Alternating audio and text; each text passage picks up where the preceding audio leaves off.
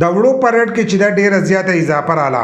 یو څو ورځې مخکې به دا خبرې تاسو اورېدې چې د وړو ریټ چې دی هغه په ښکته را روان دی او ریټ چې دی هغه په ښکته راغلی و. اوس په 2 ورځو کې چې دی 300 روپۍ تروړه چې دا ګران شوه. خو تاسو راته ووایئ چې ستاسو په علاقه کې په 100 روپۍ تروړه میلاویږي او میاشت یو نیمه مخکې که تاسو وګورئ غنم چې دي دا چا اخیستل نه لکه نه میلیونو والا اخیستل او نه حکومت اخیستل. اوس هغه غنم دی اخیستي دي او هغه چې دی هغه په موږ باندې په ګرانه راخرڅوي. ولې دا حکومت چې دی دا نواز شریف زرداري دی د دې حکومت چې نو د غریب سره چې دی دغه ظلم به کېږي. یو بجلي نشته یو د پسې وړه چې دی دا ګران کړل نور داسې ډېر شیزونه دي چې هغه په پورته روان دي.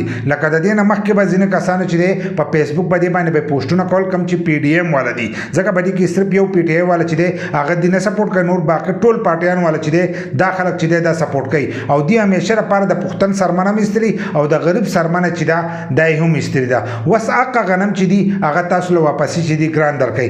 دا کم خلک درکوي کم چې مالدار خلک دی هغه خو غنم اغستې دي میلیونو والا اغستې دي چې غټ سرمایه‌دار خلک چې دی هغه دا غنم اغستې هغه غنم چې دی هغه اوس په تاسو باندې چې دی ګران در خرڅوي. اوس په 2 ورځو کې چې دی 300 روپۍ تروړه ګرانه شوه.